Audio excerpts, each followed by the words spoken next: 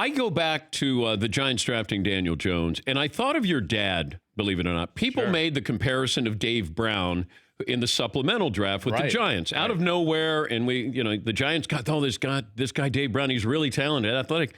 I go back to your dad, who came out of Morehead State, and nobody knew who your dad was. Yeah.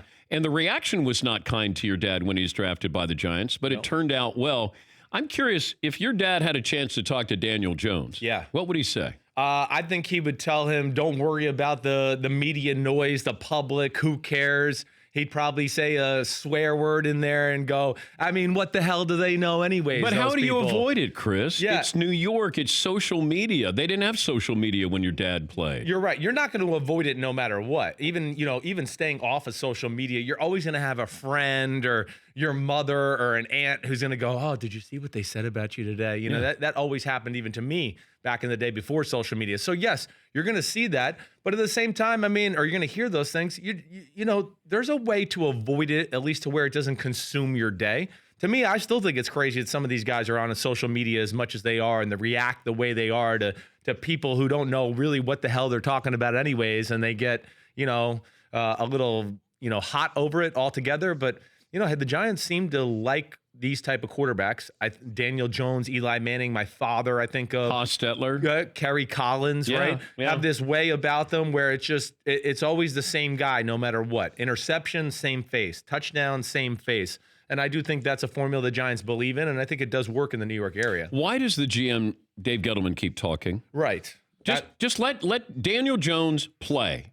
We're going to find out if he can play, not by your words, not by a baker who gave you a bagel and said, hey, great draft pick. Right. You got to just go out and play. Just trust your evaluation. Who cares what people like me or you say about the pick? They love the guy. That's where, hey, again, I did not think he was a first-round quarterback. I'll say that flat out. Now, do I think the criticism about the pick is a little over the top right now and on the player? Certainly. But this is New York. This is New York, and that's why it's been criticized so much. But why don't you think Daniel Jones was a first-round talent? Well, for me, when you talk about a first-round talent, and especially a top 10 quarterback pick, I want a guy that's got some physically elite traits, right? Something about him where I go, whoa, and that's pretty special right there. What an athlete. Or, what a great arm, what a great ability to throw the ball with people around him in the pocket, and he can change the way he throws it or throws off his back foot.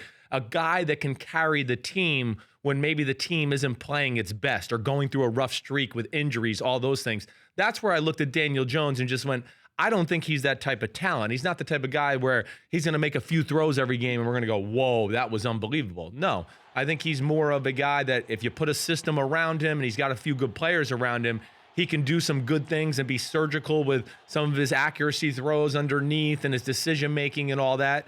But I just didn't see that top-end talent, I guess, that I'd like to see at the number 6 pick. For more Dan Patrick Show, tune into Audience Channel 239 on DirecTV. Stream for free on BR Live or download the Dan Patrick Show app.